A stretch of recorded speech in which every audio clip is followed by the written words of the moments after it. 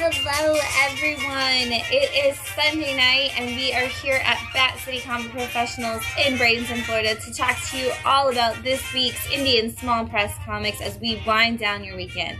As always, I am your host Shannon, aka Small Press Shann, and we're going to have a lot of fun talking about this week's books because I'm kind of in love with all of them. It was really hard week to narrow it down, so just know that they're all wonderful and amazing and you're in for a super treat if you haven't already read them. Hopefully you're going to find something you love as we talk about them.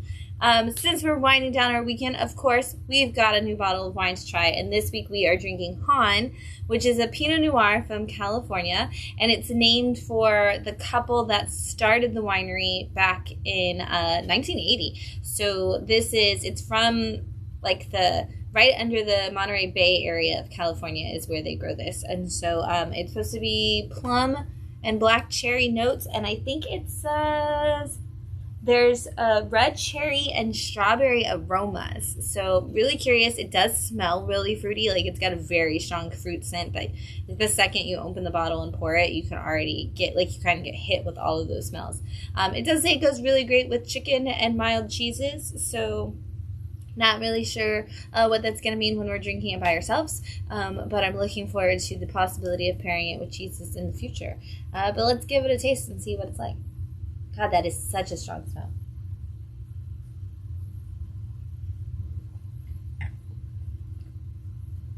It's definitely sweeter, it has all of those fruits in it. You can taste the cherry. You can really taste the cherry. A lot of wines say they have black cherry in them, and I never feel like I can taste cherry in it. This actually tastes like a really fancy version of a Luden's cough drop. That level of delicious black cherry. But then it's got that plum in it, so it kind of softens it from just being too cherry. But yeah, I'm actually surprised, again, because I don't feel like you can usually taste all the individual fruits, but in this one you can. And kind of like last week where we talked about there wasn't too many high kickback tannins.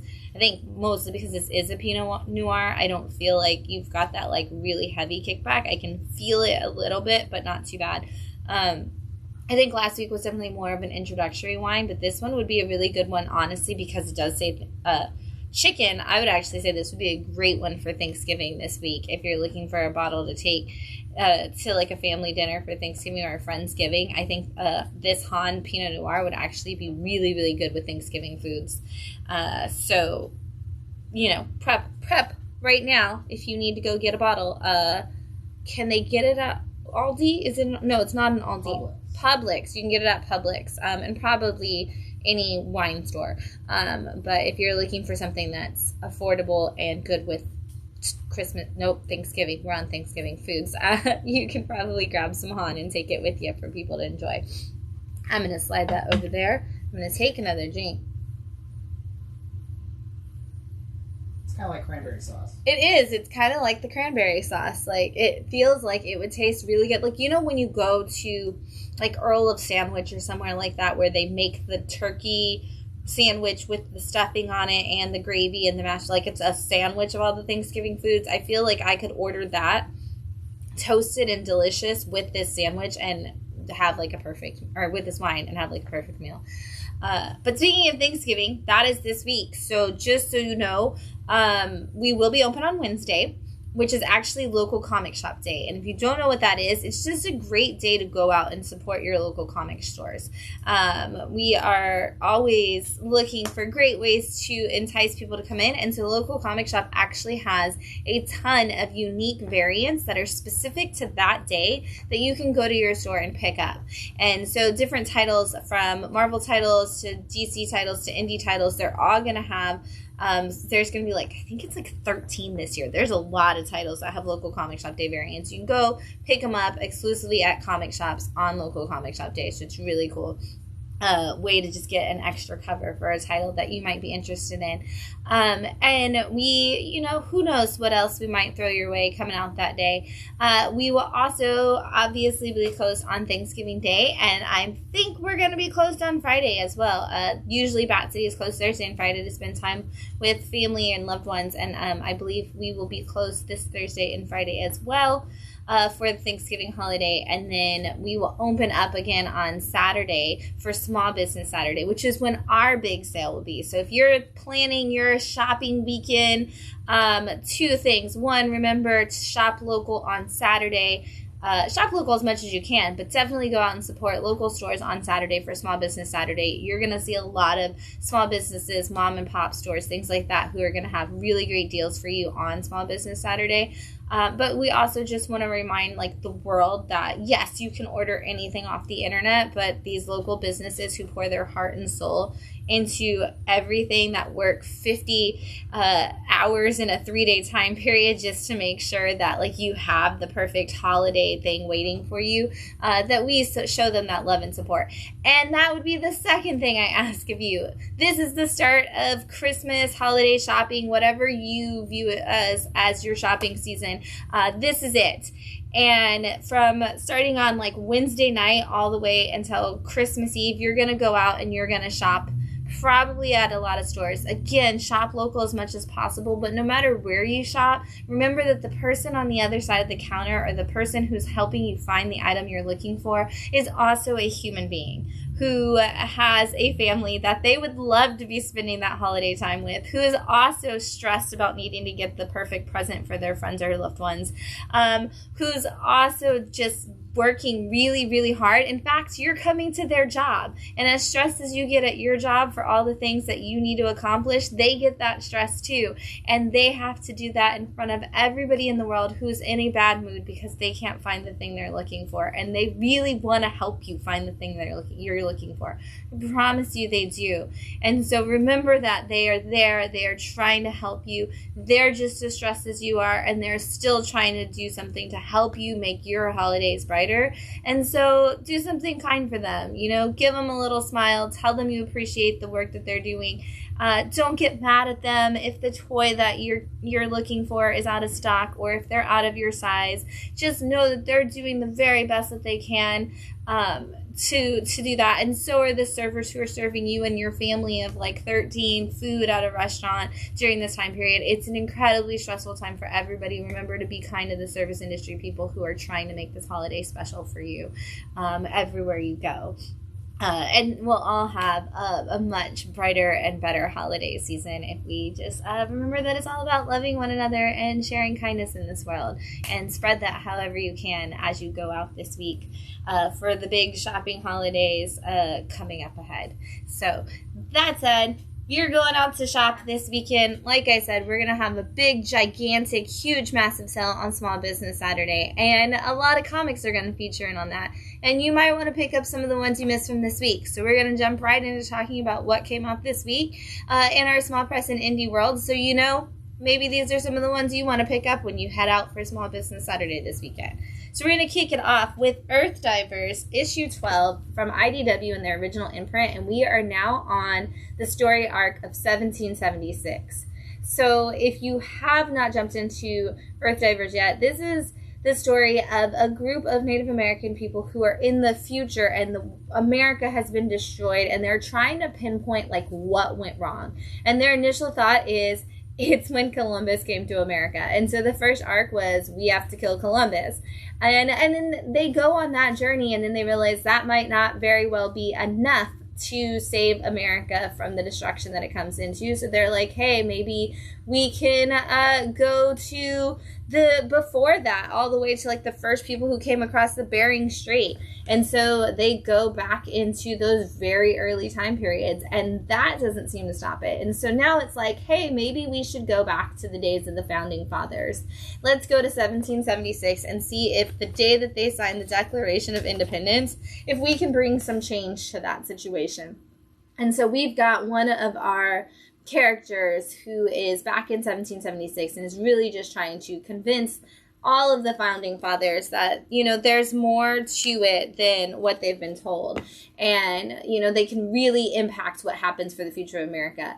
But at the same time, we are starting to see some ripples affect the future. And what we've been told to believe from the very first issue of Earthdivers is that if you go through this cave that sends you back in time, that you can never come back to the modern time. But we are starting to see that that might not be the case. And there's some really interesting ways that people are starting to see some ripples of that change and those humans who have gone back in the past. This is a really, really fun story of adventure, but it also just kind of gives you that, like, sci-fi time travel where they're really, really trying to create a butterfly effect, but not the wrong one. And so the simplicity of time travel really gets, like, broken down a lot in this book. And so, and it's our own history that we're playing with. So check out Earthdivers.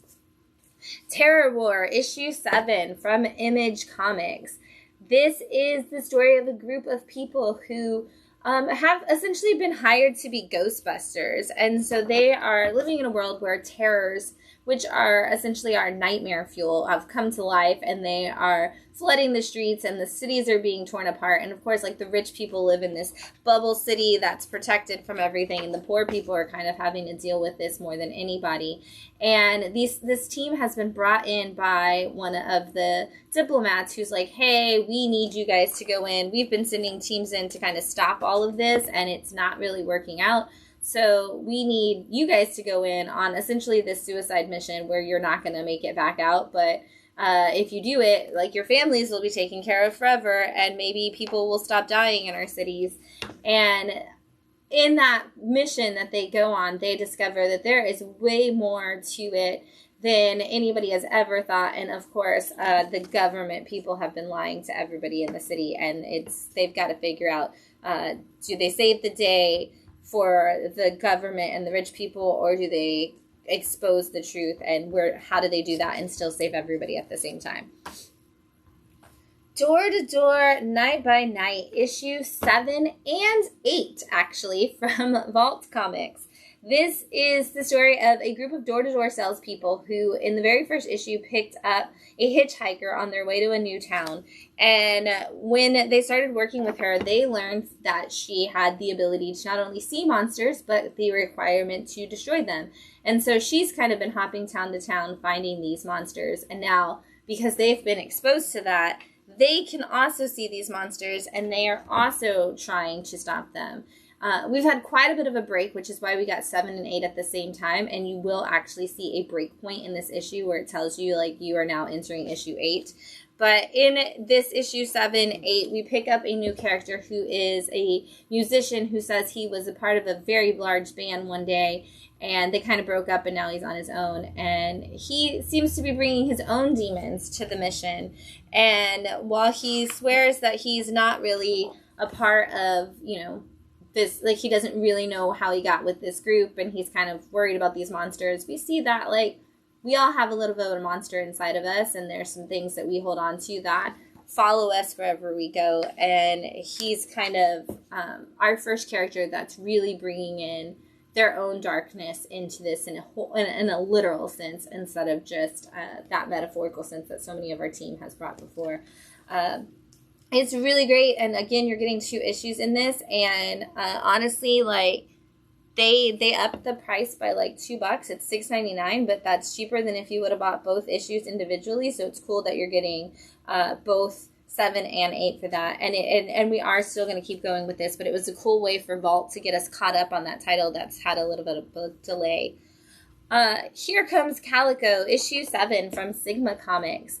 Coolest thing about this book is that if you buy this book, you are actually helping contribute to protect animals. One of the things that they do is, for all of the books that are bought for this, they do help keep animals safe and, you know, prevent animal cruelty and work with a lot of sanctuaries.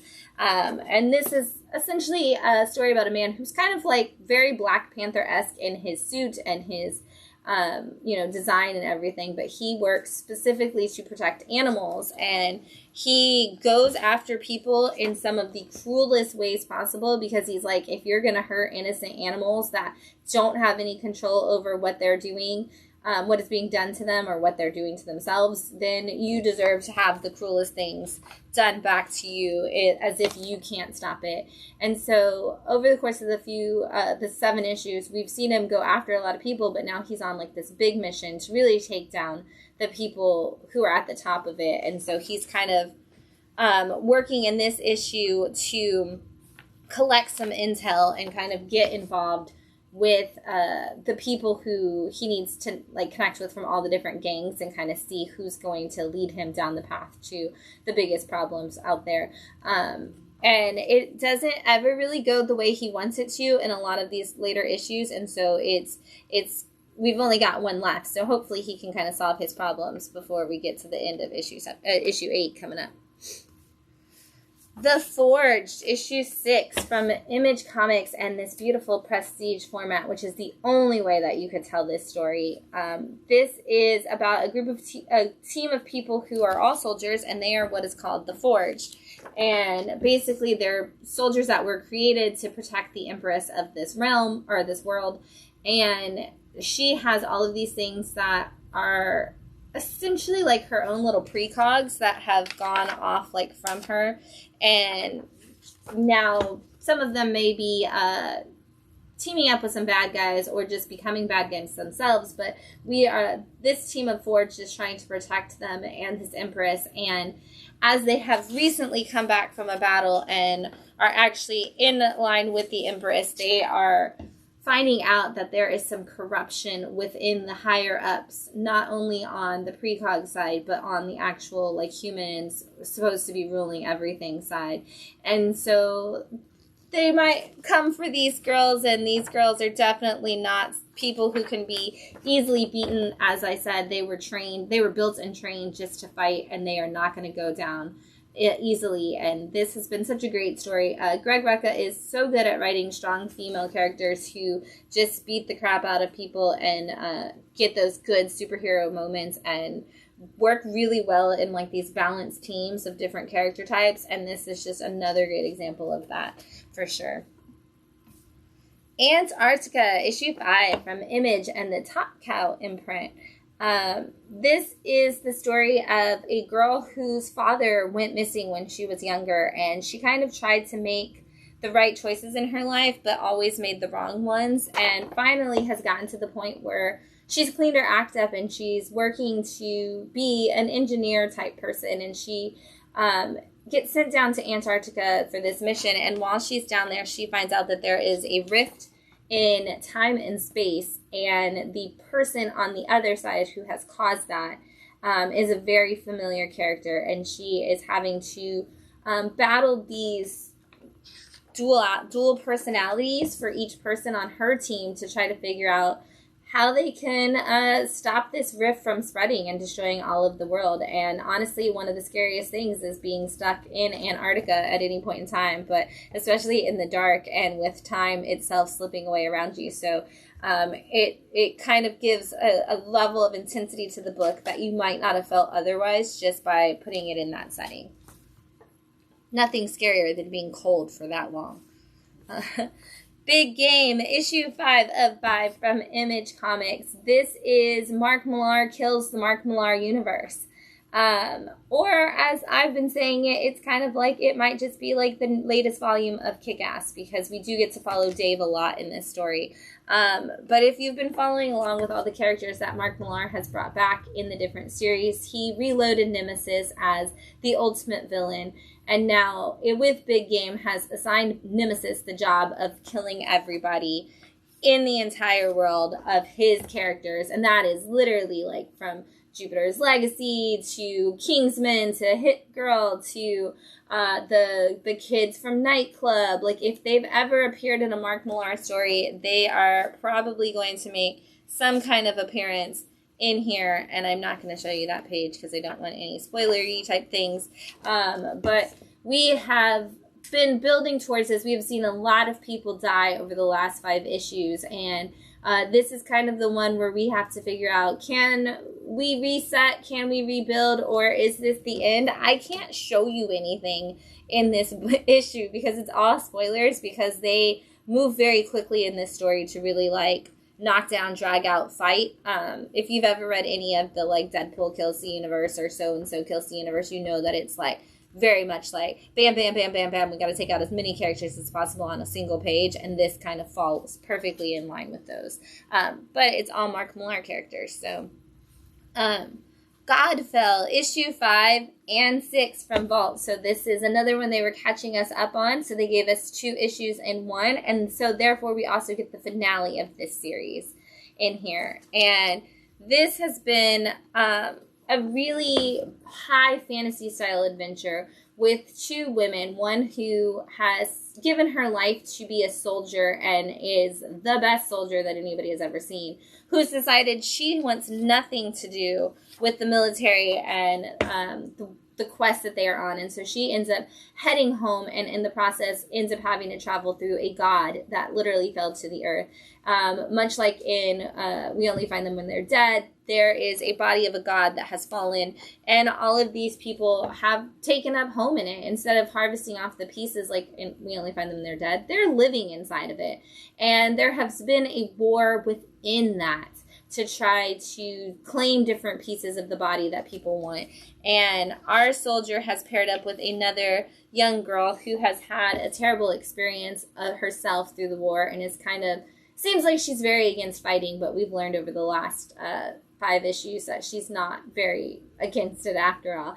And these 2 women have to figure out how to stop not only the war on the outside, but the war on the inside of this god, and whether or not they can take down all of these terrible people who are just constantly coming for them. And it had such a good wrap up for this story. I love just seeing these 2 come together in new ways. I love when they try to, I love when they fight and how they work it out amongst themselves. I love the backstories that each of them was given and how they've grown as characters over this. Like, this was a really great story for character growth on both of these 2 leading ladies, and how this whole thing gets wrapped up is really fun.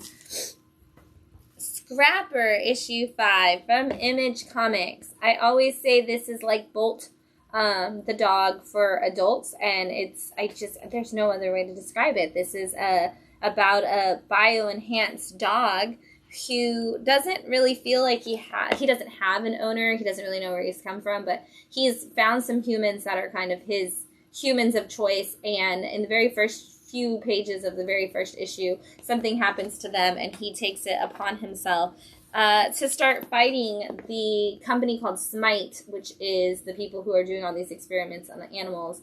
And he teams up with pigeons and other dogs, and in the last couple of issues, the cats, who are just the ultimate intelligence agency of all, because we know cats are super smart in real life, so of course they would be the ones who would be the smart leaders in this thing as well. But they're just such good friends too, and I love it. It's absolutely adorable in so many ways, and also just gives us so much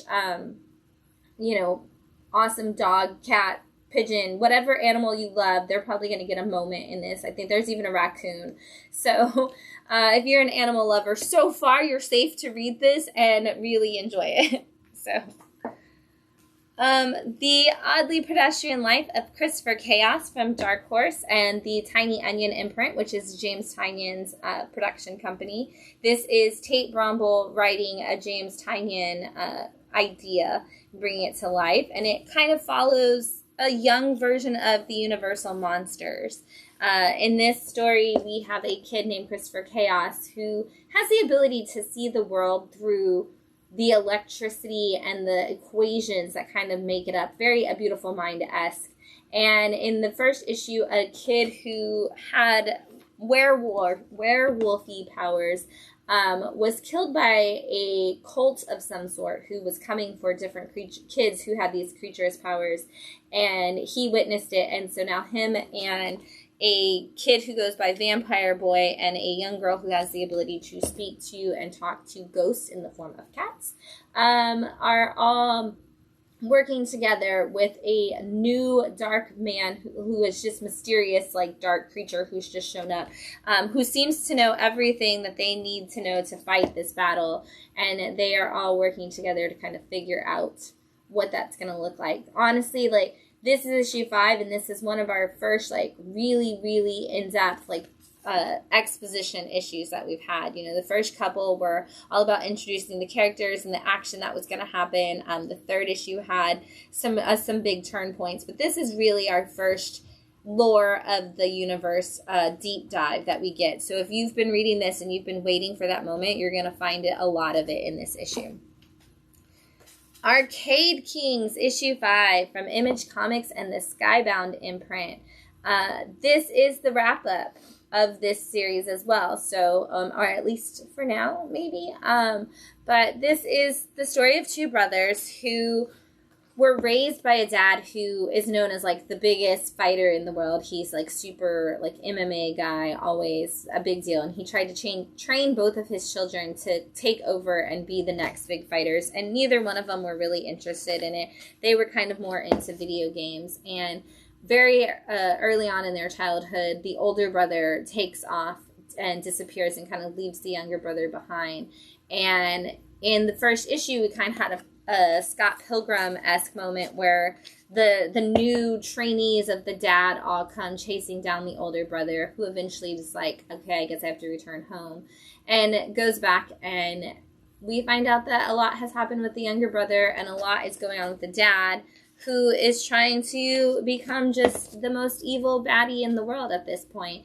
And these two brothers have to figure out if they can overcome their own issues to learn to fight together against the overbearing father that they've always equally hated in different ways, or if they're going to fall victim yet again to the power that their father has over them. Really great story of family, really great way of kind of, like I said, giving us like a Scott Pilgrim-esque story, but it's about siblings instead of a relationship.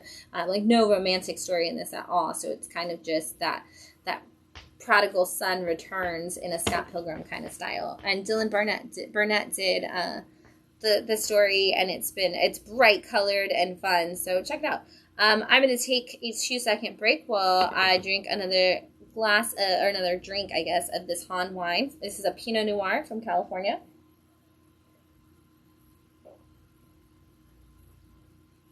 The more I drink of it, the more I'm like, seriously, you should take this if you're taking a drink for Thanksgiving to your family or Friendsgiving, because this, like, I really just want to eat Thanksgiving dinner when I drink this. They were totally right about giving it that like chicken. They said blackened salmon, too, which I'm like, that probably would be really good with this, too. Because it's got enough flavor that you want that really light flavored meat to go with it. Like, it's going to give you all the different textures of flavor that you don't necessarily get from a chicken or a turkey or a fish.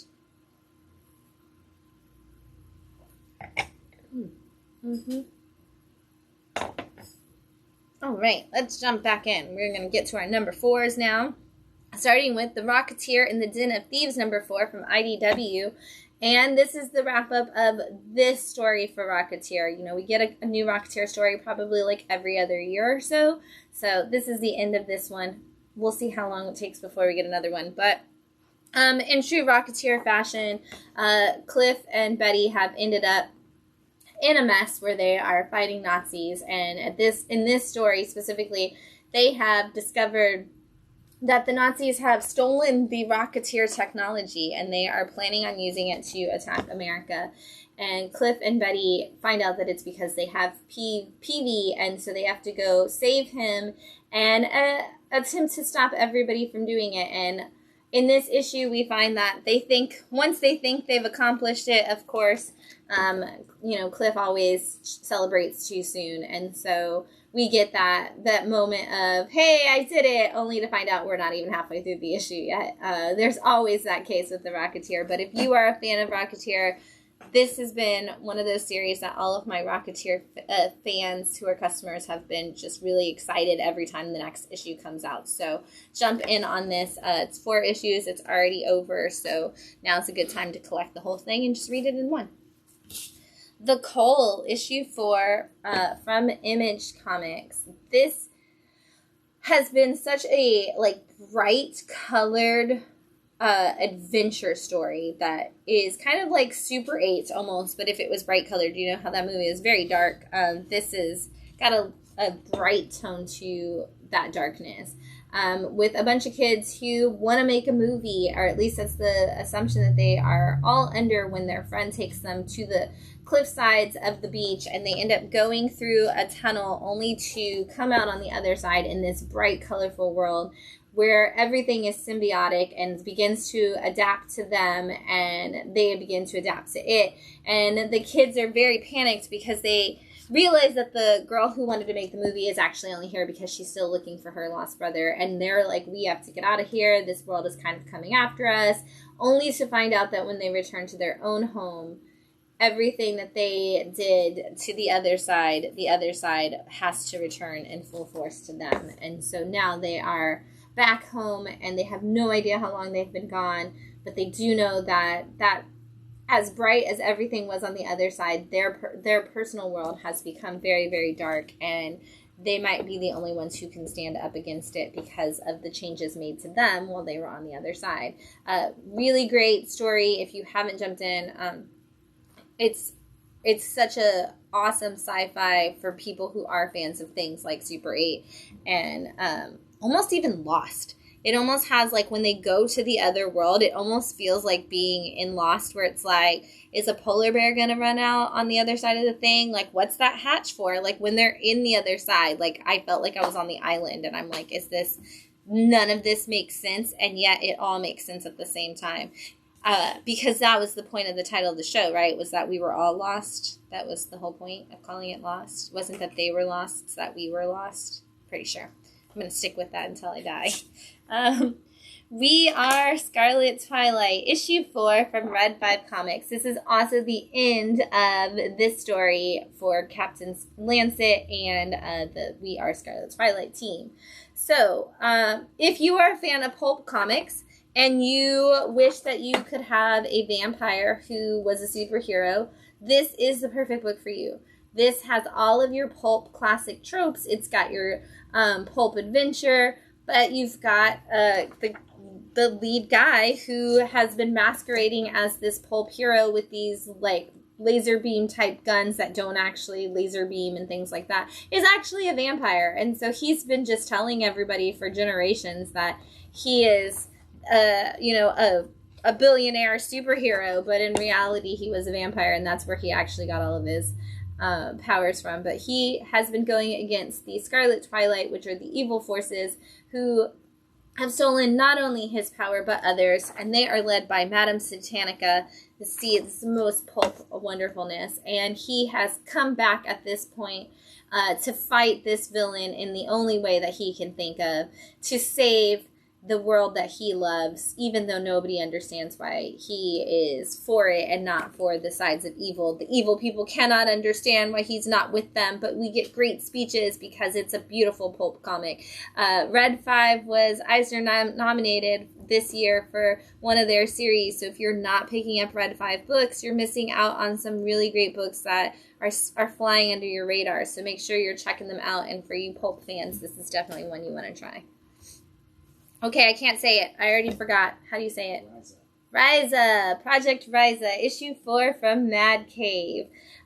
This is taking some of those old, lores of, there was, a gold train that the Nazis had secretly hidden, underground somewhere.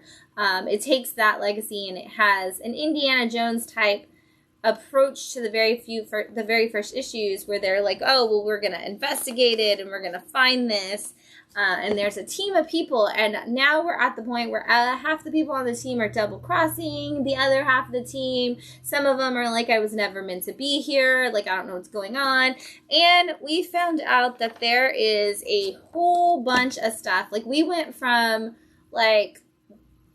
Temple of Doom and Raiders to what is the one with all of the aliens that I can't?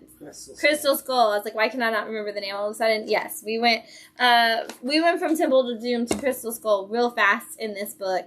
And as somebody who just loves everything Indiana Jones, I'm not mad at that. Like, let me make that abundantly clear. But we are gonna figure out if we can stop these bad guys once and for all as a team, working with whoever it is that is on the side of good. The Madness, issue 4 from AWA, and even though this is from J. Michael Straczynski and it is a superhero book, we are done with the Resistance universe. We're no longer coding things like Resistance universe at AWA, so just know that even when J. Michael Straczynski makes new books that are superheroes, they're not necessarily something you have to go back and study the past on. But this is a story of a woman who has the ability to use different powers. Like, she can kind of tap into any of, like, Superman style powers, but she can only do one at a time. And she used them to rob terrible people and not Robin Hood it. She did not rob from the rich and give to the poor. She just robbed from terrible people because terrible people don't deserve to have good things. And she was on a job and she fell in love with a man, and she kind of becomes the stepmom to his kids, and they have a beautiful life. And in the very first issue, she's on her last job and she's not going to do anything else anymore. And they figure out who she is and they come for her family.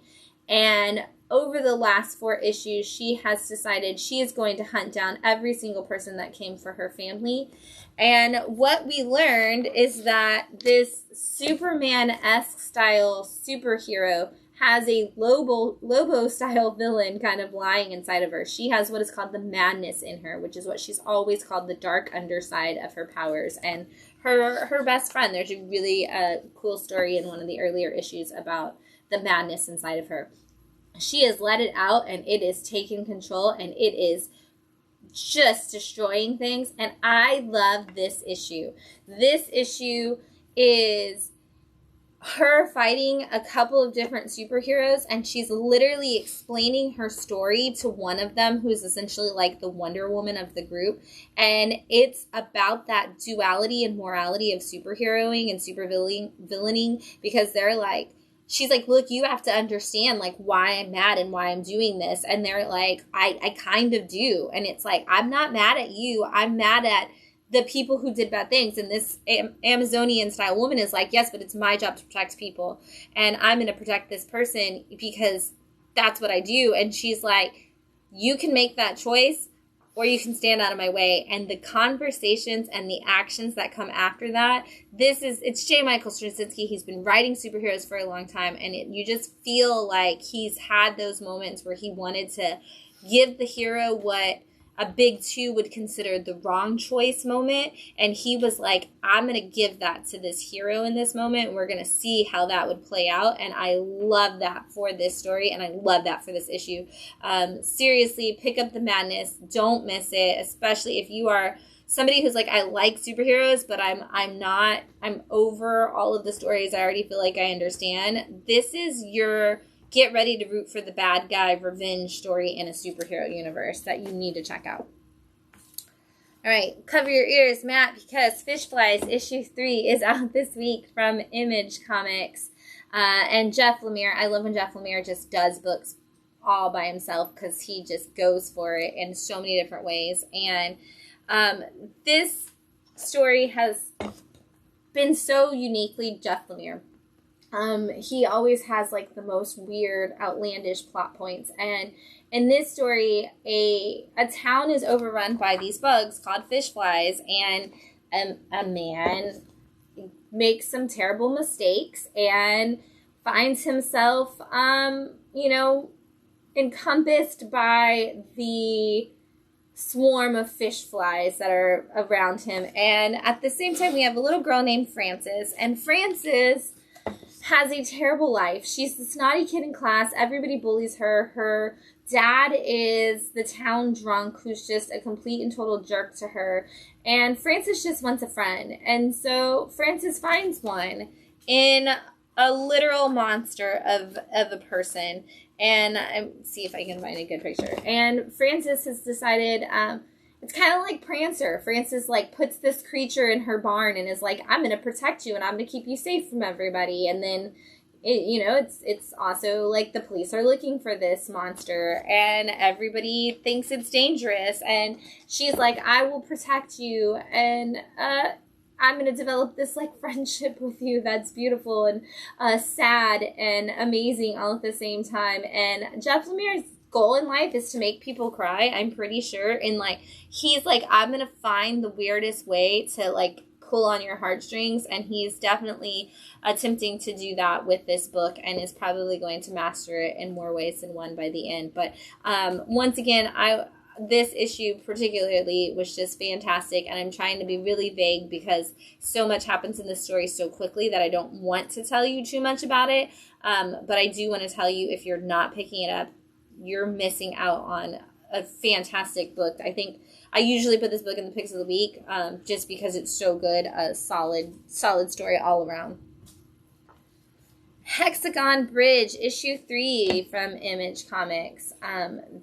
This story is very much like an interstellar kind of story. So you are looking at some really high sci-fi in this. It starts with a woman and a man who are both on this investigation mission on a place that's on the other side of what is called the Hexagon Bridge. And they are investigating this new dimension. And in issue 1, they both end up lost in this dimension, and the only person who can still figure out where they are is their daughter. And then since then, issues 2 and 3 have followed this daughter as she's grown up, and she has been working with this android robot who they have been training to go to the other side of the Hexagon Bridge with her as the sight. And so this whole time she has been just training with this robot, hoping that someday she's going to be able to find her family.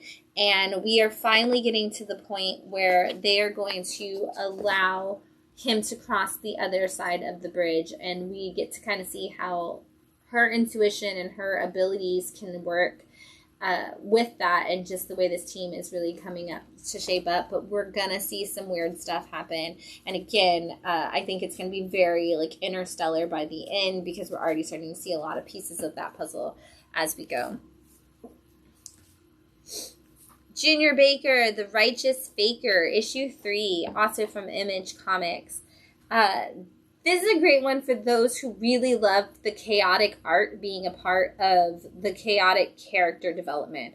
Our main character in this story is a journalist who usually covers like the superhero or the paranormal stuff that goes on in his realm. And he's a big giant mess of a human. You know, he's had all kinds of problems. He's finally gotten into a relationship, but his girlfriend is pregnant and he doesn't know if he's ready to like be the dad, and he's really forgetful. He seems to be having these visions of this paranormal thing that's specifically after him. He's been trying to take down this cult. He's been investigating these superheroes. He's just all over the place. And what I love about it is that the art is too. And so when you have him, even in these like basic moments where he's supposed to be focused and paying attention, you've got just a little bit, like the art comes more into detail, but it's still a little bit like watercolored, where you're like, okay, he's supposed to be paying attention, but he really feels just slightly out of focus even in this moment. And then as he gets into those moments where he's investigating something or he falls down a rabbit hole and the art just becomes jumbled and chaotic, and we start to see like the panels start to break up in different ways, and we get different kinds of panel breaks, and it just works so well for his mindset, because he is seeing things that we still as readers don't know if they're real or if they're fake. We don't know what's going on in his mind. He doesn't know what he's putting together, what he isn't. It absolutely works for great storytelling in every issue with this book. So you're going to get a wild story with this. And honestly, again, 3 issues in, we don't really know if he is delusional, if he is figuring it out. We don't know what's going on, but we do know that the storytelling has worked masterfully with what they're trying to convey. So check it out. Project Cryptid, issue 3 from Ahoy Comics. This is a anthology where you get 2 different stories in every issue that focus on cryptids from around the world that are, allegedly real in our world, and we need to investigate them or just hear kind of stories. So the first one is about the Loveland Frogman, who is from Loveland, Ohio, and he is believed to be a 4-foot humanoid frog.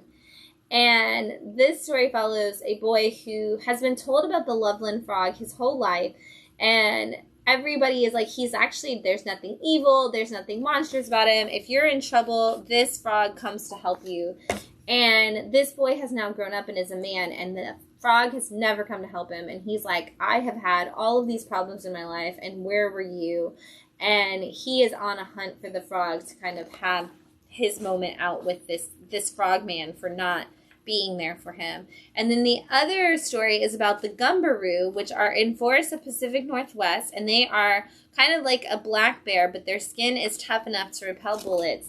And this story takes us back to when people were kind of coming out and settling in the Old West, and it follows a man and a woman, and they get out there, and the man just becomes a complete and total jerk, and he's not accomplishing anything. He's not building their home. He's not doing anything. He's just kind of becoming hateful towards the woman, towards other people in the area. And the Gumbaroos come out, and he even tries to use them in his nefarious ways, and she and the Gumbaroos develop a friendship that they use. So this is kind of about the good side of the cryptids. We always talk about the ones that are either elusive and hard to find, or the ones that are coming for your animals or coming for you. This was nice to just see that there are some cuddly cryptids out there who just want to help you have a good day. Talks, issue 3 from Blood Moon Comics. This is another one of those stories that I absolutely love that's on the shelf right now that I think everybody should be not missing if they can. This is the story of Claire, who is a young girl, in her 20s or whatever, and she's living in a post-apocalyptic, very Mad Maxian kind of world. And we've gotten to the point where the sun radiation breaks through so much that you basically can't survive. So everybody's moved underground except for people who have already mutated, who are just called mutants. And there's a doctor who has created something called tox, which basically slows the process of radiation. And because all of our bodies are radiated, nobody can continue to generate new life. So it's kind of basically when we run out of people or we all mutate, that's the end of the world. Except we find out in the very beginning of issue 1 that Claire is pregnant, and while she knows how, nobody else knows how she was able to have a baby, get pregnant with this baby. Nobody is certain of what's going on, but they are determined to kidnap Claire and keep her and kind of use her to their own gain of who's going to control the world and who's going to be able to have more kids. And so Claire's job prior to being pregnant was she was one of the people who went out, they called them rats, who went into these rescue missions to find supplies throughout the different metropolises that are still remaining. And so her and a couple of her rats have gone away and are trying to get away from the underground place that they live, but they are already being pursued by more than one group, and whether or not they will make it out, or Claire will be able to safely have the baby, or if the baby will even be born. We don't even know yet, but everybody is coming for Claire, and she has to stand strong and fight against them. And take another drink of this Hahn wine. Here, this is what I'm drinking.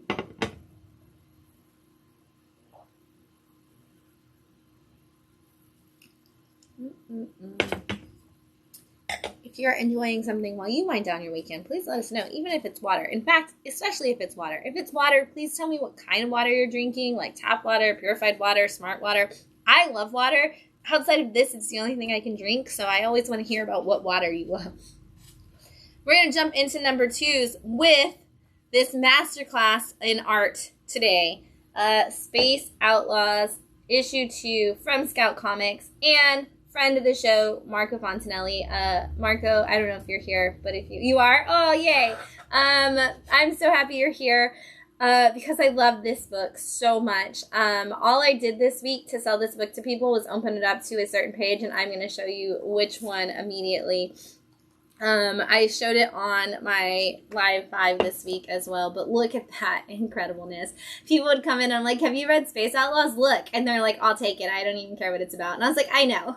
Marco's art is incredible. But wait till you read the story, because we've got, that cowboys versus aliens kind of story. We've got an alien who has landed on Earth, who figured out that the Old West is wild for a reason, and he is determined to just destroy anybody and everybody that gets in his way of having a great time.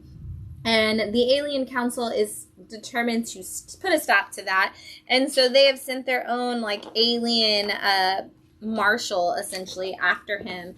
And so we're going to get some great alien showdowns in this, but we're also getting some, West, Texas Rangers versus aliens. And I mean, you're getting Marco's awesome art. The storytelling is amazing. The way that the art is used is phenomenal. If you have not read a Marco Fontanelli book, I don't know what you're doing with your life.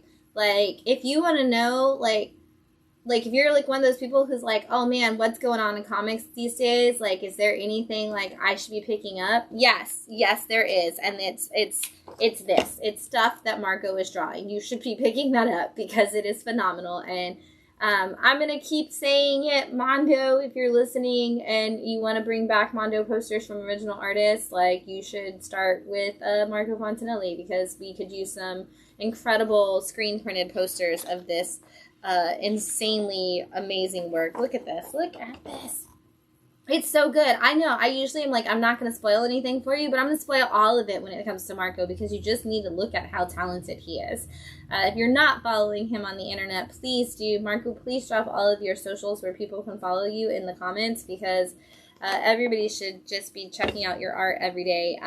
This is a great one. You can grab Pentagram of Horror, which I believe at this point you have to order directly from Scout Comics.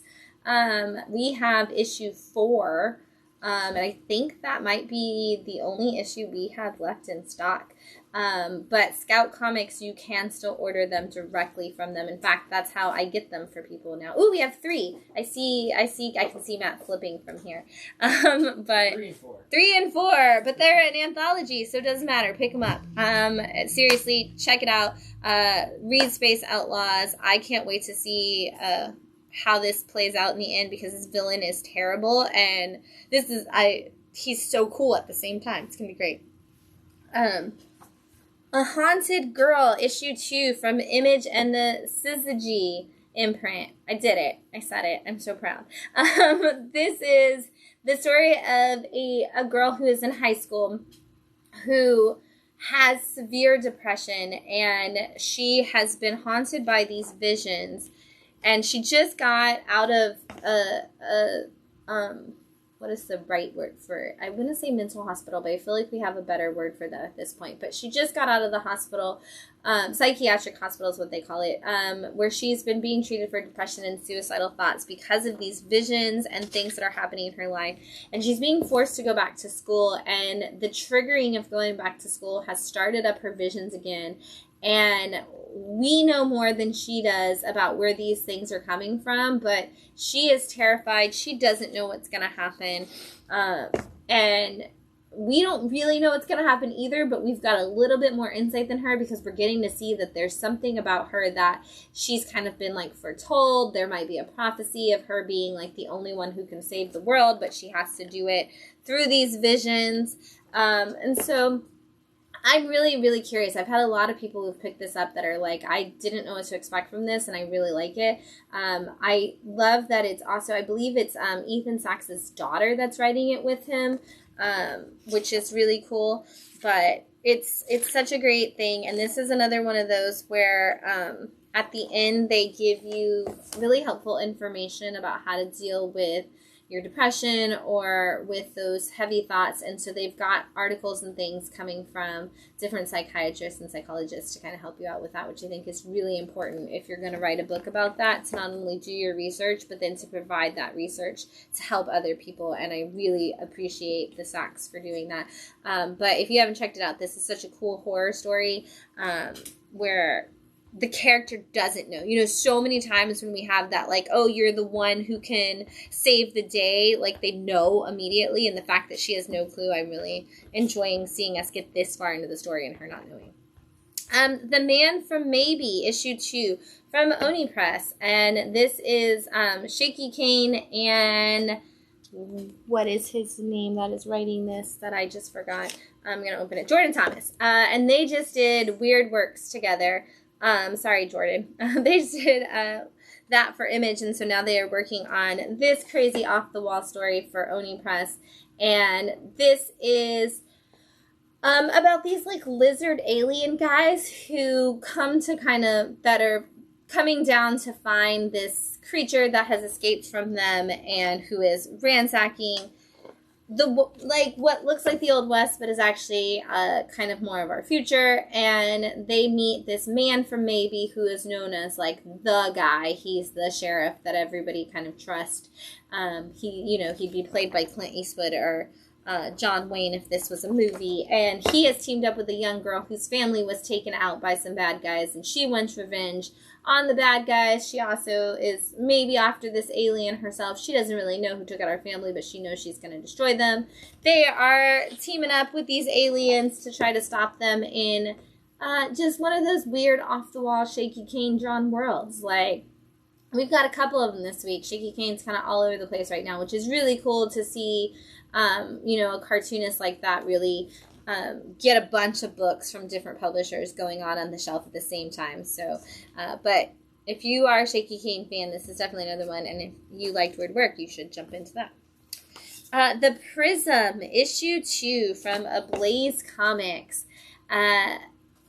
We have had a lot of comics about bands recently, and about, like, actual bands from the real world, and a lot of comics about music in general. And this one is like, hey, what if music could save the world? And we're going to build a band out of all of these bands, and we're going to kind of explore that. And so this follows a girl who is a scientist, and she has been chosen to go on a mission into space because the only way that we can save the Earth, essentially, is through sound frequencies.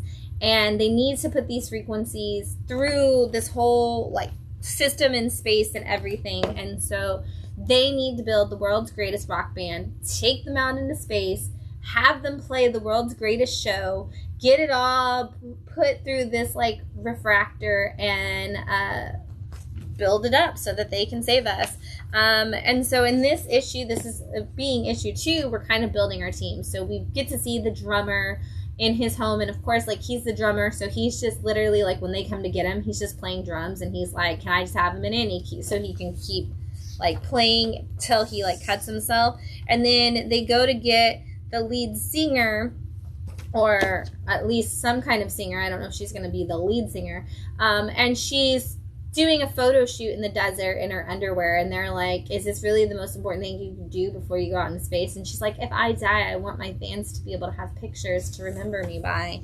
And then they go and they find the other guy who has been known as, like, the big hot heartthrob kind of musician, and he seems to have some kind of past with our scientist because he knows her by name when she shows up, and she specifically goes to get him. And he's partying and doing drugs and sleeping with all these women, and he's just, there's some kind of connection there, and I think we're going to see what it is. But, so she's kind of building her Avengers, essentially, of musicians, and we're going to see how this plays out for them. She was not the scientist that originally, like, was chosen to go, but the scientist that's, like, her mentor, he didn't pass the test for some reason, and when she's like, hey, maybe you should argue this or try taking the test again, he gets really weird and suspicious about it. And so there's a reason she's the one that's going to go in space, and I think we're going to have that come into play in a big way as the story moves on. Operation Sunshine, issue 2 from Dark Horse. This is our latest in a slew of vampire stories. This one is a little bit more of like a weird off-the-wall comedy like action story, but we are following 2 characters, one who has been what they call a bug for a while, which is essentially a vampire that was made and not a vampire that's one of the original vampires born that way. And she has teamed up with another bug who's a new bug, and he hates his life, he hates his job. Like, he was working on getting in really good shape right before he became a vampire, and he got really depressed, and so he like got out of shape, and then he got turned into a vampire, so he's really angry, and he had just like ended up in a dead-end job, and he's like, everything that was the worst that could possibly happen to me in my mind of all the things I'd been working on to make myself better, I had lost them all, and then I became a vampire, and now I'm stuck like this forever. And they're having this whole conversation while they are recruited by an OV, an original vampire, who is in a battle to destroy all the other ones, maybe. They're not really sure what his end game is. He is just kind of manipulating the government and some individual spy missions and things like that. They don't really know what's going on, so we don't really know what's going on, but we do know that they've been essentially taken hostage by this vampire, and they don't really have an option because they know that as it goes for bugs, you have a really nice life hiding in the darkness, or you get squashed. And so they're kind of just, we're going to have to do what we can while we can and hope for the best. So we're only 2 issues in. If you haven't checked it out yet, that one had a lot of exposition about the government connection to it at the very beginning, and I almost was like, is this the same book? But it is. Keep going. Lipstick Clica, issue 1 from Scout Comics. This is one of the books that everybody is asking for this week. It is a offshoot of Night of the Cadillac, which we do have if you're looking for it. Everybody is looking for this book because it is a part of something that has been optioned, and the Night of the Cadillac universe itself is, I believe, the overall thing that is actually optioned, but this is the first book. I think Night of the Cadillacs was almost 2 years ago, so this is the first book since then to come out, so it's kind of got the attention of people. But this is following the Lipstick Clica, which is one of the gangs that lives in this community that all the gangs kind of drive like old Cadillacs. This is one of them, and these girls are trying to figure out like how to make some money for their gang. And their whole thing is people are really into blood. There's a lot of like vampiric type people out there. So we're gonna find some blood that we can turn into drugs, and we're gonna sell that. Except that's already somebody else's like shtick. And so they're like, we're gonna be stepping on some turf. We're gonna end up in some fights. We gotta be prepared for that. And there's only really 3 girls in this gang, so they're trying to figure out what's the best way to do it. If you've read Night of the Cadillacs, you know there's a little bit of a supernatural element to all of this. In Night of the Cadillacs, a young girl has been marked, and all of these different gangs are coming after her because she is like the chosen one, and it's all related to her mom. We never got a resolution for where that was going, so I don't really know if that was like what all the gangs were coming, like if they ever figured out like a way to stop the different gangs or anything like that from like focusing on that one girl. We know we kind of solved it in the moment, but not overall, which is why we're getting these spinoffs now. Go back and read Night of the Cadillacs though if you're gonna grab Lipstick Clica, because Night of the Cadillacs is where it's from. Siphon, issue 1 from Image and the Top Cow. This is actually volume 2, issue 1 of Siphon. It has been about 2 years as well for this, because I think the last one, the year and a half, it was coming out while we were still in Austin, so it's definitely been a minute since we last had this. And yes, you do need to read volume 1 to read volume 2, because we're not going to pick up the very beginning. Kind of tells us a backstory about the powers that our main character siphons out. But it does, right after that little backstory, go right back into where we left off, which, if you didn't know, our main character in Siphon was a paramedic who suddenly got the power to absorb other people's emotions. And so he could, basically, if you were sad, he could take that away from you. If you were in pain, he could take it. But he could also take happiness. And he does eventually learn how to use it both ways, and kind of share that information. And in this volume, it kind of starts out with his girlfriend basically telling him, like, you can't do that, though. Like, you can't take everybody's sadness and everybody's pain, because those things are important to life. Like, that's what kind of makes people who they are. And so you've got to kind of find a balance between taking people's powers and giving them what they need to experience. And so we're going to see him learn that balance. Volume 1 was really about him learning what the power was and how to use it. We're going to probably see him learning that balance, but we also learned there is a centuries old situation going on around these powers, and we're going to see how that comes into play as well, probably in this volume. Ghost on the Water, issue 1 from Scout Comics. This is 2 brothers who are raised on an island, and they have been, they've always been about adventure and doing the things that brothers aren't supposed to, like, always get in trouble for.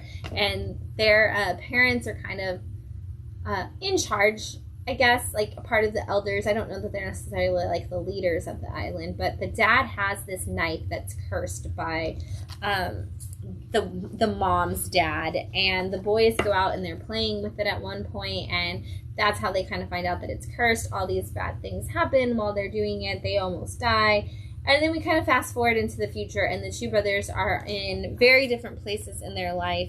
And in order to kind of deal with what's going on in the world and the situations at hand, we're going to see whether or not these 2 brothers can come back together. One of them has turned to a very different path than the other, and it's going to take both of them to kind of restore balance to the Force, I guess we should say.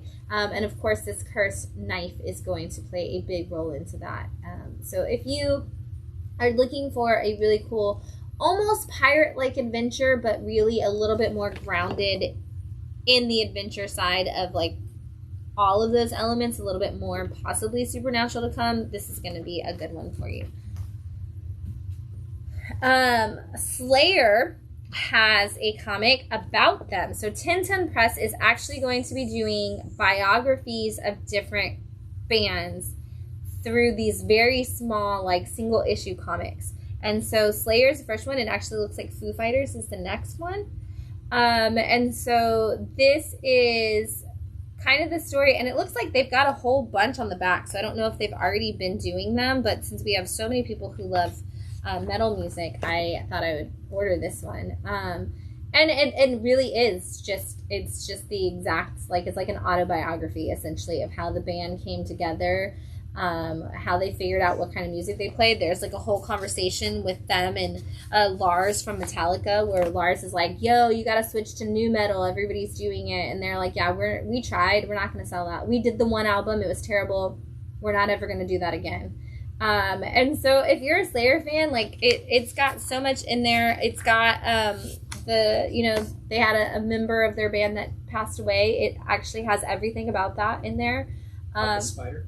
About the spider? And about how everybody believed it was a spider, like that rumor that went around on the internet and stuff. Was it not? It's not a spider. It's actually in here. That's a big thing. They get very mad about it in here, about how everybody made it like, oh, he got bit by a spider. It was actually liver failure. Oh my God. And liver cancer, I believe. And so there's the whole story in here. So yeah, the rumor of the spider is debunked in here. Yeah. And you will learn all of that when you read this. And Ram, if you're watching, there's already one in your box.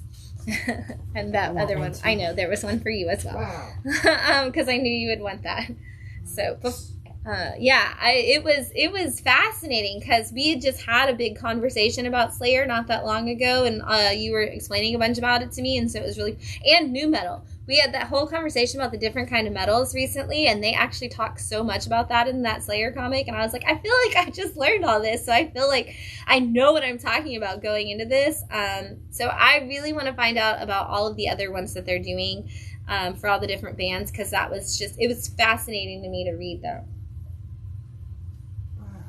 And they don't paint themselves in a good light either. Like, when they do wrong, they were like, oh, and then we made this decision, and it was a bad decision, and this is what our people wanted us to do. So I like that it feels like just like a true like autobiography, essentially. Yeah. Lotus Land, issue 1 from Boom Studios. Boom has been doing a really great thing where they've been kind of like spacing out a lot of their new number ones to give you time to like fall in love with the series and read that one without having to pick up a bunch of new titles. So this is our newest, like this quarter number 1 from Boom. And it is about a father and son who are living out in the middle of the woods, kind of off the grid situation. And these people show up and they're like, hey, you've got to come with us to the dad. We've had a breach in security. You've got to do it. You're the only one that can work on this situation. So you're going to have to come to the city. And the dad is like, there's no way nobody can breach this security system. Like these, essentially like robots and things that he worked on. He's like, there's nothing that could stop that. And they're like, no, like the city, like everything could not be in disarray. Like the computer system can't be. And so the dad goes to the city. We see a lot of backstory really quickly of the dad about who he was and why they come to him. We kind of get to meet some characters that are important to the son and why he's out there in the middle of nowhere.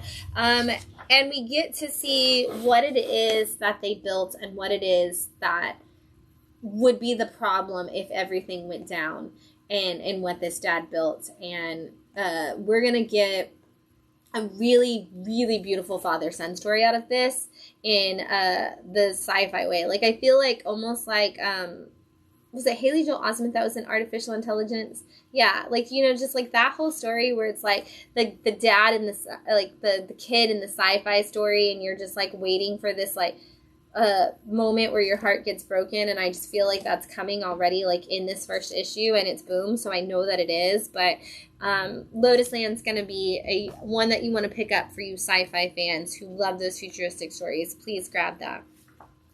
The Accursed, issue 1 from Blood Moon Comics. I love Blood Moon, you know that, and this is just another great story. I love that this literally starts with on the back that like this girl's looking for the head witch that cursed her, and I'm like, ooh, we're gonna actually talk about different kinds of witches in this story. And then it's like she has to maintain balance between humanity and supernatural, and I was like, ooh, we're gonna get it right about what a hedge witch does. I'm so excited. And so that's kind of what we see. We follow a girl named Olivia Starkings and her brother, who their parents have gone missing or possibly died, and they are trying to solve the problem. And again, Olivia has been cursed, and so she's like, I'm gonna go and I'm gonna fight all these things. And the brother's like, maybe we should just run, maybe we should just get out of here, maybe we should just not be a part of this anymore. And Olivia's like, but then nothing would be solved, and none of these people would have suffered for whatever they did to us and our parents. And so she ends up convincing her brother to go to Sundowners, which is a casino that's run by these like vampire-y type people. And they go, she threatens them, and of course they're like, you are a small child, why are you threatening us? You will never get this. And she ends up in some big run in her mouth, a little too much, gets in some trouble. Her brother has to decide whether he is going to stick with her or abandon her. And other monsters and creatures will make their own decisions, and things will happen, and people will come after her, and Olivia will just keep getting into more and more trouble while she continues to battle this curse.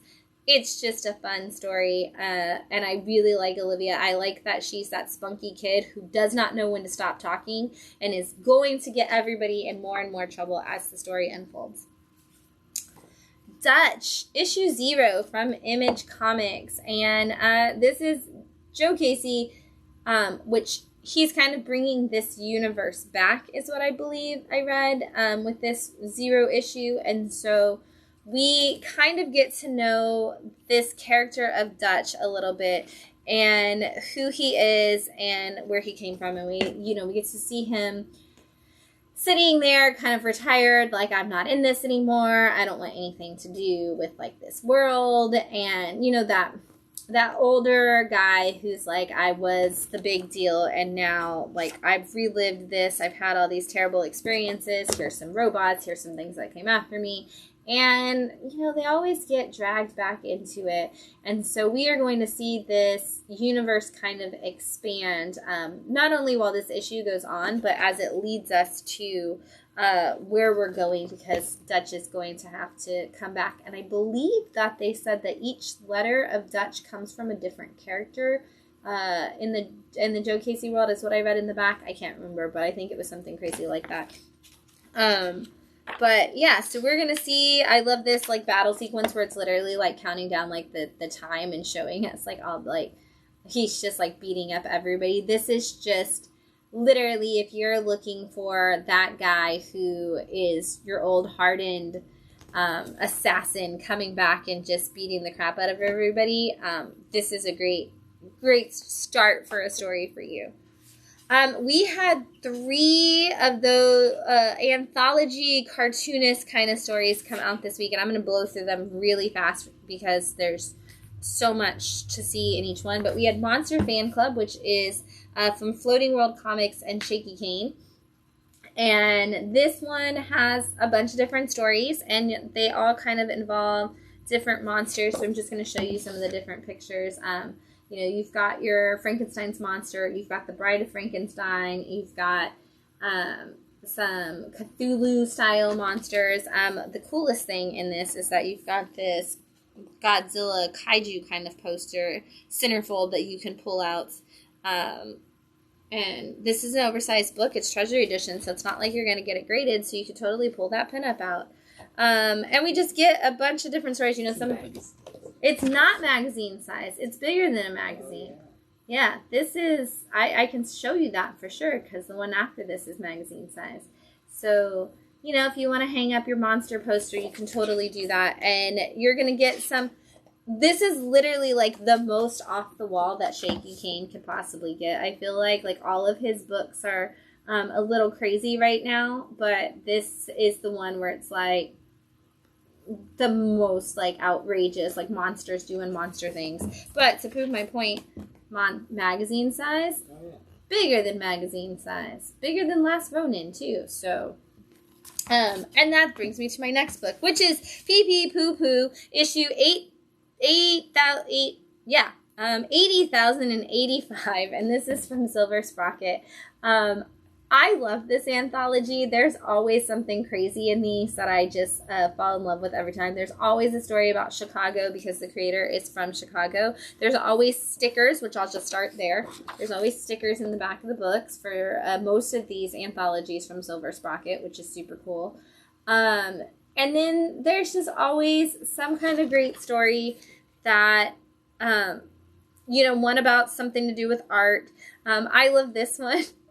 This one is about a tattoo artist and a guy who are just hanging out at a club, and like the guy's like, well, I'm like not your normal tattoo artist. Like I only do stuff like this. And the guy's like, oh, cool, I like stuff like that. And he's like, yeah, but I mean, like, it's super underground. And he just like keeps like, you know, just like trying to like hipster outdo him. And then the guy's like, well, could I book a tattoo with you? And he's like, sorry, my books are closed. He's like, do you ever tattoo anybody? And like it's very if Scott Pilgrim was real world, like you kind of get that a lot from the characters in these books, like what would actually happen. Also, if you've ever known anybody from Chicago, most of these characters just really fit that. There's a story in here about her being a teenager who had to go to Victoria's Secret for the first time with all of her friends, and the weird feelings she had because she didn't know what she was supposed to do while she was there. We get some stories about what it's like to just live in Chicago. It's fantastic. If you just want some slice of life anthology style stories from somebody who's like, hey, not everything in this world is happy at the end, this is a great book for that. But it's still funny and hilarious. And then, of course, the other anthology from Silver Sprocket out this week is Everything Sucks, Friends Forever. We get these little Everything Sucks anthologies periodically, and I absolutely adore them. They are so much fun. And this one also comes with stickers, which is fantastic. And our main guy, Noah, who is kind of a bird. It's very regular show-esque in that, but like a more adult version. He is at last call at a bar, and for the first time ever, somebody who's not one of his friends comes up and asks him if he wants to go watch a movie, specifically The Thing, and he's so excited that he's finally got somebody who's interested in him that he runs to go to the bathroom and get ready to go, and him and his usual suspect friends get trapped in the bathroom together, and hijinks ensue, terrible things happen. If you ever have read Everything Sucks, it's like, literally, that's the best way to describe it. Everything sucks. And he's like, I'm going to die now with you guys. And it's going to suck. And it's so funny. It's amazing. I love these stories. And then we have a second one that's about a bear and a rabbit and a frog. And they're trying to figure out who pooped on one of their rocks. And because they're really mad about it. And it's just ridiculous in all of the right ways. And then, like I said, you get your stickers, which look like little stamps. This are prior email envelopes this time, which is cool. If you haven't read this, seriously, if you're a fan of anything that comes on cartoon networks like Adult Swim or anything like that, you're gonna love Everything Sucks for sure. Matt's got to claim his voice. All right, so we got some picks of the week this week, and there's a lot of them. I'm sorry. There would be more, but I made myself put half of them back into the regular pile because there was too many already. And I tried to pick new ones. So Ministry of Compliance, issue 1 from IDW and their original imprint. I'm really excited about where this story is going.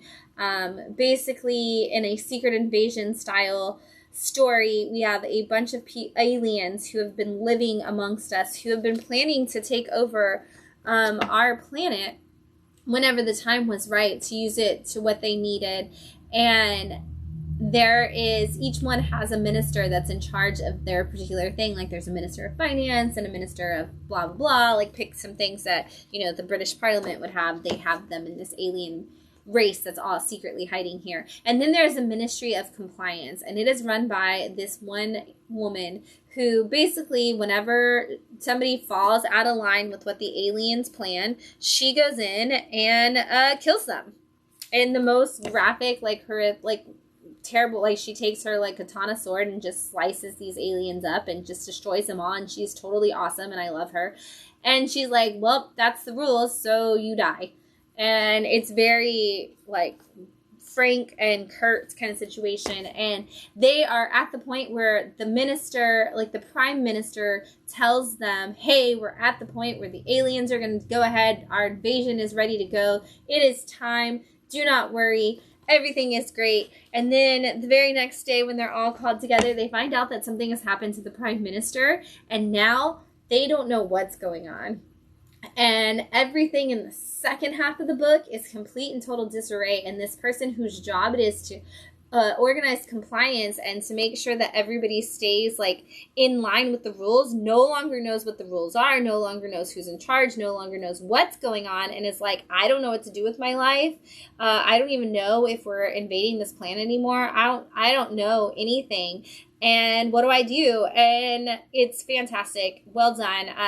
Even Screen Rant reviewed it as a bloody sci-fi epic, and it really does feel like you watch the first volume of a movie, a first piece of a trilogy of a sci-fi epic for sure.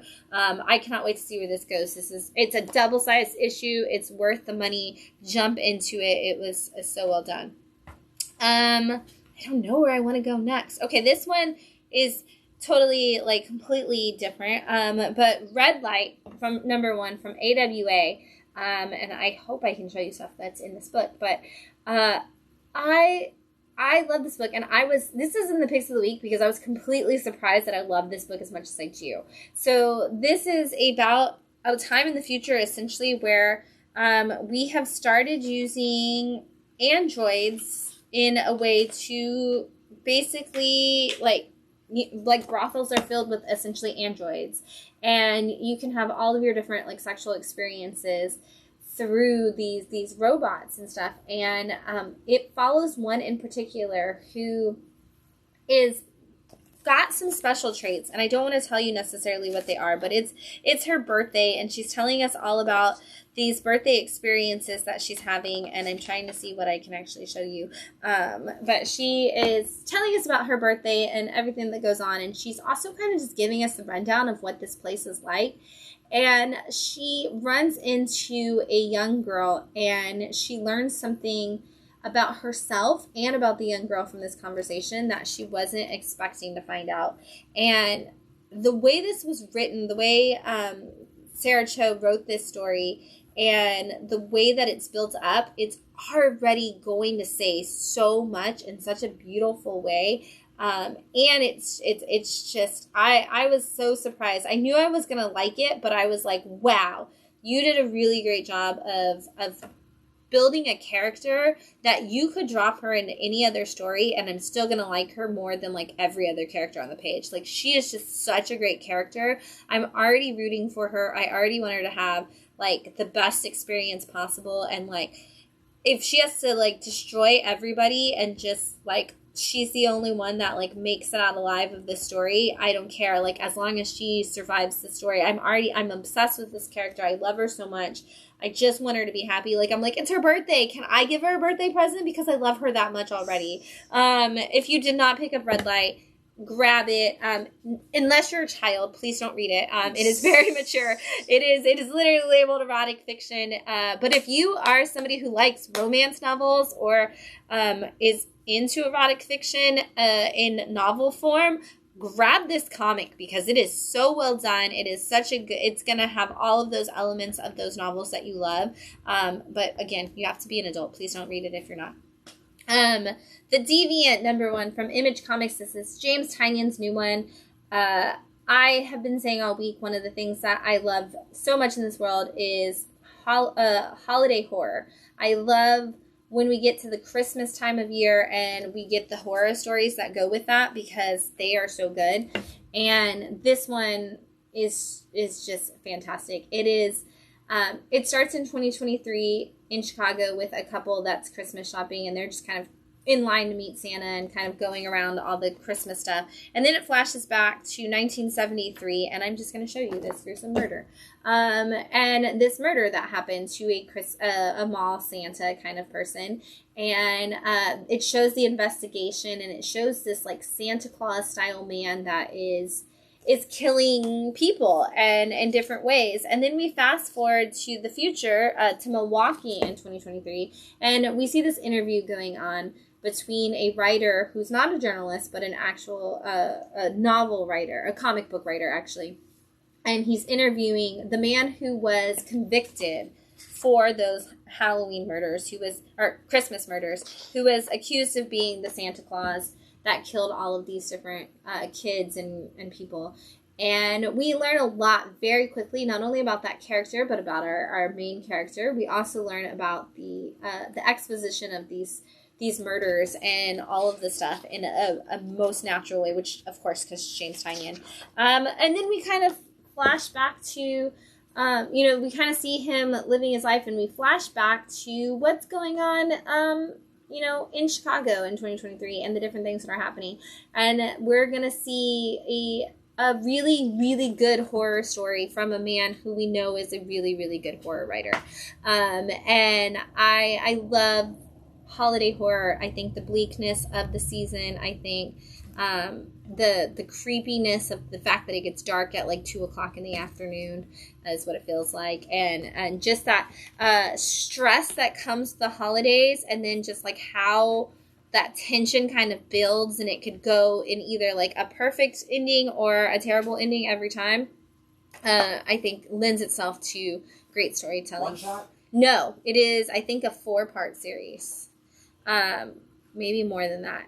But up next we have Catians, issue 1 from Scout, and this is a nonstop. And let's be honest, half of the reason this is here is because it's about cats as superheroes. But another one that completely and totally surprised me this week. I thought this was just going to be like a girl who had cat powers and was friends with some cats, and that is in fact not what the story is about at all. This is about a woman and her husband who own a small store and a neighborhood where gangs kind of control whether or not people, you know, you've got to give your tax to the gangs and things like that. And one night they come to try to get the money, and he's like, everybody's been slow, we don't have any money. And she tries to defend him, and both of them get attacked by the gang members, and possibly both die.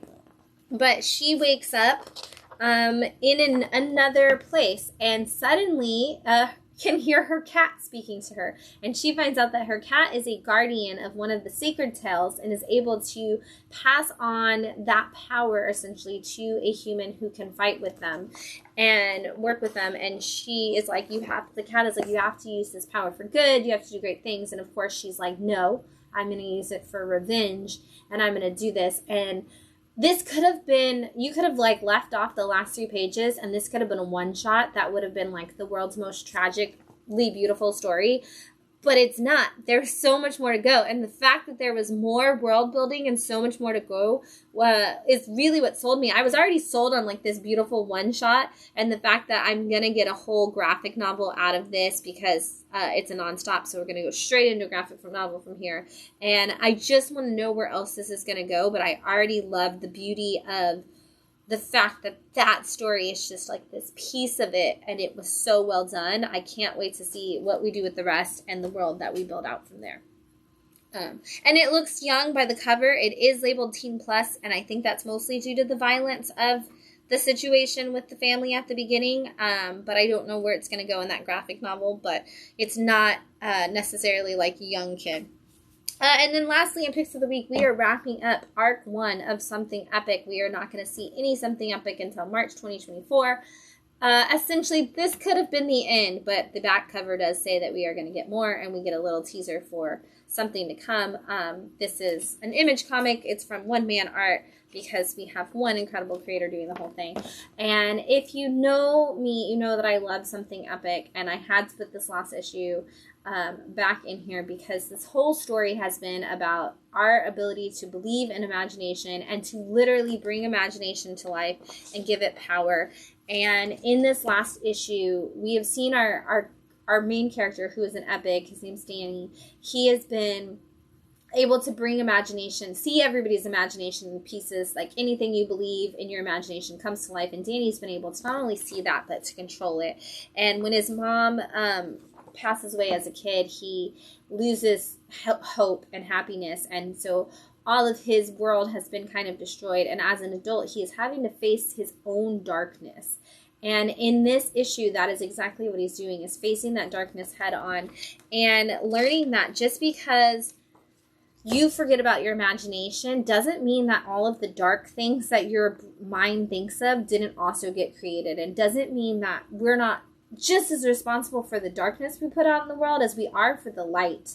And we have the ability to make that choice. We also have that ability to make that battle. And if you battle it with more darkness as a creator, you're just creating more darkness in this world. And you have to learn to bring that light back, and you have to find it inside of yourself. And you have to use your imagination to believe in hope and to build something. And it's such a beautiful book that basically says everything that I believe inside of my head and my heart every day.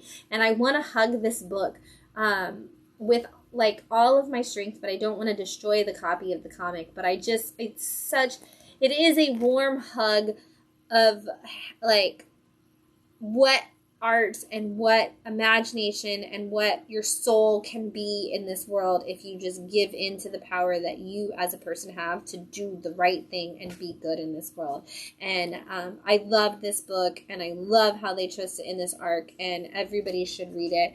And I don't even care where it goes in the future. You could have left it right here, and it would have been just absolutely stunning and wonderful. But read Something Epic. It's incredible.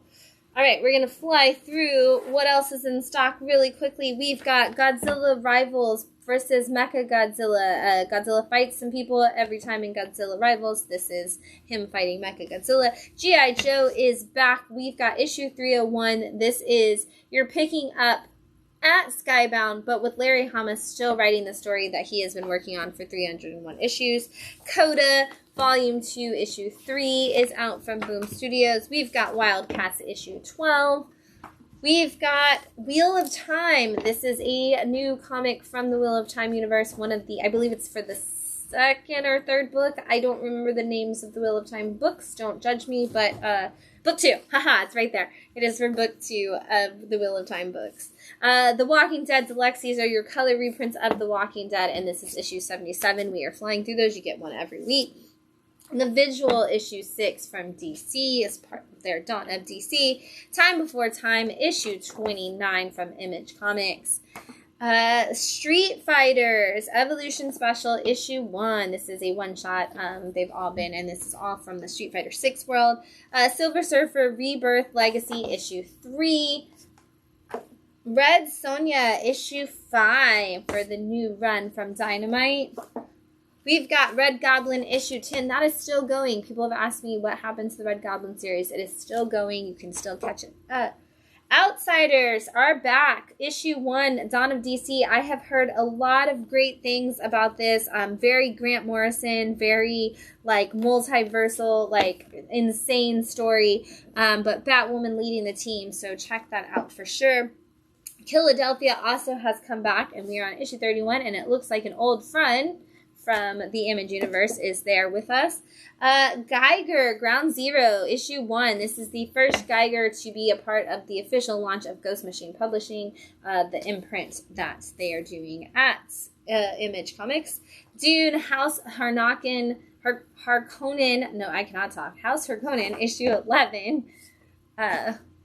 Dungeons and Dragons, Fortune Finder, issue 1, the new Dungeons and Dragons series from IDW. Children of the Vault, issue 4, as a part of your Fall of X. We've got Cap Wolf and the Howling Commandos, issue 2. I love me some Werewolf Cap. And it looks like Dub Dum Dugan in the back. Alien is relaunching once again with the new issue 1. It's a great time to jump on for a new miniseries from Alien. Uncanny Avengers, issue 4. Batman and Robin, issue 2, and this is your Shush storyline, the daughter of Hush, and I've heard that it's all kinds of not quite the same as Hush, kind of a different take on all that. Detective Comics 1077. Black Panther, issue 6, and this has a first appearance of a new character that I know a lot of people were excited to see this week. I like that Moon Knight cover. Blade, issue 5. We've got Danger Street, issue 11. We've got Tom King, Danger Street with Lady Cop. Daredevil, issue 3 for our new run on Daredevil, the first time in like 4 years that it's not Chip Zdarsky writing Daredevil. Deadpool 7 Slaughters. If you did not pick this up this week, this was a hot book. It's a double-sized Deadpool taking on a bunch of people, kind of like a Seven Samurais kind of story. Ghost Rider, issue 20 out this week. We talked about G.I. Joe being back. One of the things they did is G.I. Joe #1 reprint, but it is the Larry Hama version, kind of like Taylor Swift redoing all of her albums. This is Larry Hama redoing issue 1 of G.I. Joe in, like, without the edits that he would not have made, and with that Skybound licensing on it. Green Lantern, issue 5, part of your Dawn of DC storyline.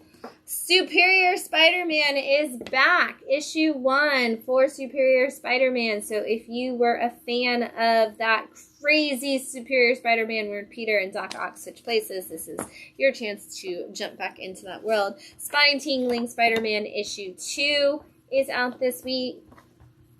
Star Wars Dr. Aphra issue 38, and this is a part of your Dark Droid storyline.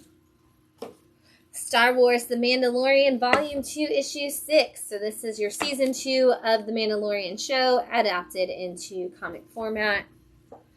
The Immortal Thor, Issue 2, second print. I really just brought it because I like this low-key cover. I was like, usually I don't necessarily pull the second print up, but I had to show you that. World's Finest Teen Titans, Issue 5. And then we've got some trades in stock. So we've got Second Coming Trinity. This is volume 3 of the third arc of Second Coming, which is Mark Russell's great story about Jesus and Superman being roommates and where we stand in the world today. Love Everlasting volume 2 from Tom King. This is one of the amazing stories of Tom King about a woman who travels from different romance novel to romance novel trying to find the perfect love, only to find herself trapped in what should be considered the perfect romance and hating it. X-Men Grand Design in trade paperback form from Ed Piskor. This was a fan favorite when it came out in single issues, and now you can get it in collected format. And I just want to like show you how cool the inside is. If you've never seen the inside of a Grand Design book before, they're so cool. I'm actually surprised this is still on the shelf to even show you. And then Clear came out this week from Scott Snyder. This is one of his originals that he did on Comixology that came out in single issues through Dark Horse and is now in collected editions. This is the entire story about a world where we get to imagine what we want the world to look like and murder mystery that goes with that. And then I've got a couple more things. I'm going to do this last. We've got Frankie Comics, cute little graphic novel about adorable cats, because this week was all about cats. And it is in full color, which is new. This is like the first time in color kind of situation for this, which I'm super excited about. This is Left Star and the Strange Occurrence, and this is a graphic novel about Left Star who can't access the world that they've been building and all of the things that are going on. It's an imaginative fantasy graphic novel about creation and the responsibilities that we have when we create things. And then 8, which is, oh my gosh, this is one of those classic like cartoonish drawn stories that you just kind of have to read. It's one of those crazy, like, cartoonist books that doesn't have, it's wordless. I was like, what is the word I'm looking for? It's kind of wordless little stories, like vignettes of this character's experiences. So check it out if you are a fan of that style of art. This is definitely going to be one that you want to have in your collection. And then lastly, I got to show off these cool things because I said I was going to bring them last week and I totally forgot. So we have these incredible new slab holders in stock. That some of our amazing customers are making. Matt's going to actually get a slab, and they are selling them here in the store. They are $20. You can get them, you can ask for custom designs, and they will bring up your custom designs. But we have a bunch of different styles. I actually have, like, Ninja Turtles, we have Batman, we have, this is X-Men, we have Wolverine, Punisher, Spawn. My favorite, obviously, personally, is that they made a Bat City one, which is super cool. You'll love to see it.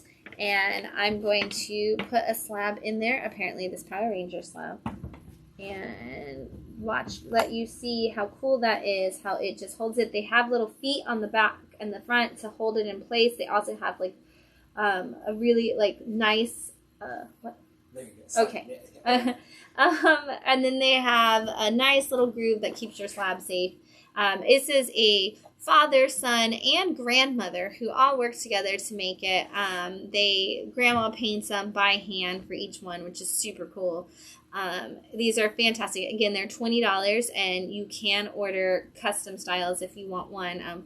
I know we've had some people who have ordered them for their, like, Whatnot channel. We've had some people who have requested favorite characters. So if you need something to hold your slabs, we got you covered. You can come up and get them. We're super excited about that. And even more information will be coming your way. I'm going to leave this right here.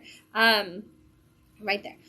Again, we're winding down our weekend with Hahn Pinot Noir tonight, a California wine that is full of red plums, black cherries, some strawberries, all kinds of fruity flavors. It was really good. What? Oh, I was like, you made a funny face. I was like, that's what's in it. It says on the bottle. But it's been one of those that we've been talking about all night. A great one to share with your friends and family on Thanksgiving because it's got a great flavor for going with those white meat birds and things like that. Reminder, since we are talking about Thanksgiving, we are open on Wednesday for Local Comic Shop Day. Come get those exclusive Local Comic Shop Day variants all throughout the day. We'll be open our regular hours, which are now 11 to 8 p.m. On Wednesdays for New Comic Book Day, and we will be closed Thursday and Friday for the Thanksgiving holiday, but we will reopen on Saturday for Small Business Saturday. There's going to be an amazing sale. Make sure you're checking our social media for all the details on that to come. The other thing that you need to know for Saturday and all the days between now and the holiday is that we are collecting toys for Tots. So if you have the ability to bring a new still wrapped toy that you would like to donate to Toys for Tots, we would really appreciate that. We are going to be collecting donations for that all season long. And then we are also going to be doing a random chance drawing for the Hobgoblin statue at the front of the store. If you buy a ticket for that drawing, and you'll find the information for that in the store starting this weekend. If you enter that drawing, the money that you put towards that drawing is actually going to go towards buying more gifts for Toys for Tots. And so we're really excited about that as well. So please, come in, enter to win your chance at that statue, donate to Toys for Tots, come in and celebrate, shop local this weekend, support local businesses when you go out to do all your holiday shopping, and know that we'll be here on Wednesday to talk to you about all the new comics, and then we will join you, of course, later on next week to talk about everything that was good and wonderful that came out in the indie and small press world. Until then, check out some new books, and happy reading, everyone.